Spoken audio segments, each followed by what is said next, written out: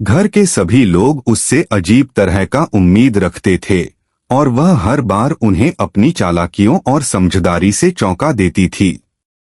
जैसे ही वह घर में आई, उसने देखा कि घर की व्यवस्थाएं इतनी सहज नहीं हैं जितना वह सोच रही थी। घर के कामकाज में बहुत सी चीजें पुराने ढर्रे पर चल रही थीं। खाना बनाना, सफाई, कपड़े धोना और हर छोटे बड़े काम में पूरी मेहनत लगती थी। पोल्टू, जो कि घर का मालिक और बड़े घर का इकलौता लड़का था, हर समय बिजी रहता था। उसकी नई बीवी ने सोचा, अगर मैं घर को सुचारू रूप से चलाना चाहती हूँ तो मुझे खुद ही चीजों को संभालना होगा। एक दिन उसने देखा कि पिशिमुनी पोल्टू, जो कि घर के एक बुजुर्ग और अनुभव वाले सदस्य थे, घर के कामों में बहुत निपुण थे।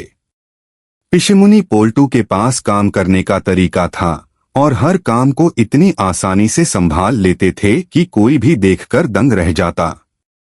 यही देखकर नई बहू ने योजना बनाई। उसने सोचा, अगर मैं पिशिमुनी पोल्टू से सीख लूं तो घर के हर काम को सही तरीके से चला सकूंगी और खुद की इज्जत भी बनाए रख सकूंगी। अगले ही दिन उसने पिशिमुनी पोल्टू से मिलने की ठानी। वह उनके पास गई और बड़े सम्मान के साथ बोली, पिशिमुनी पोल्टू जी, मैं अभी घर में नई हूँ। मुझे घर के कामकाज में आपकी मदद चाहिए।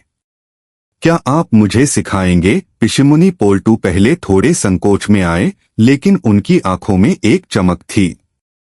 उन्होंने धीरे से कहा, ठीक है, पर याद रखना, घर केवल साफ सफाई और खाना बनाना नहीं है। यह सब परिवार को खुश और संतुलित रखने का भी नाम है। नए दिन की शुरुआत में ही उसने देखा कि घर के छोटे छोटे नियम कितने महत्वपूर्ण हैं। खाना बनाना सिर्फ रसोई में नहीं, बल्कि पूरे परिवार के समय और तालमेल के हिसाब से होता है। सफाई सिर्फ झाड़ू और पोछा लगाने से नहीं, बल्कि हर चीज को सही जगह पर रखने और समय पर काम पूरा करने से होती है।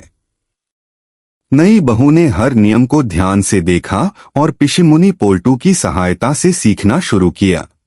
उसकी नजरों में यह घर सिर्फ चार दीवारों का नहीं, बल्कि पारिवारिक संबंधों, जिम्मेदारियों और सामाजिक उम्मीदों का एक जाल था। उसने जब पहली बार घर में कदम रखा तो देखा कि घर के हर सदस्य की अपनी दुनिया, अपनी आदतें और अपने नियम हैं। घर में सबसे अनुभवी सदस्य थे पिशिमुनी पोल्टू। वह हमेशा काम में माहिर रहते थे। खाना, सफाई, कपड़े धोना, बच्चों की देखभाल, हर काम को वह इतनी कुशलता से करते थे कि कोई भी देखकर दंग रह जाता। नई बहू ने सोचा, अगर मैं पिशिमुनी पोल्टू से मदद लूं तो घर के काम आसानी से और सही तरीके से हो सकते हैं।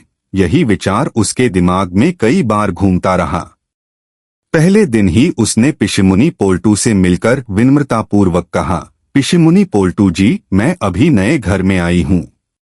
मुझे घर के काम सीखने हैं। क्या आप मेरी मदद करेंगे? पिशिमुनी पोल्टू ने थोड़ी हंसी के साथ कहा, ठीक है, पर घर का काम सिर्फ सफाई और खाना नहीं है।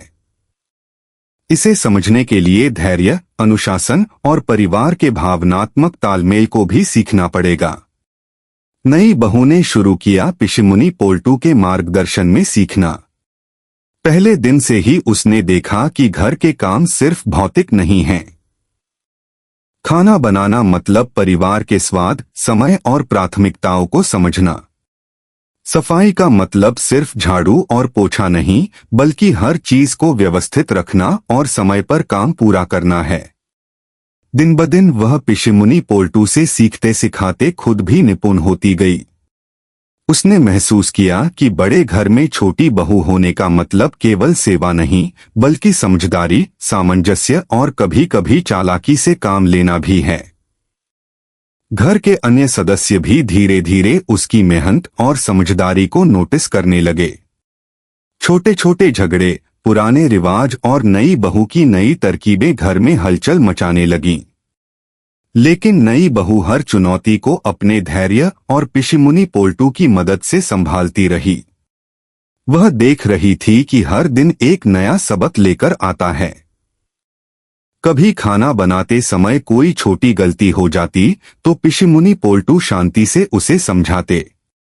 कभी सफाई के दौरान कुछ काम अधूरा रह जाता तो वह नई बहू को खुद सुधारने का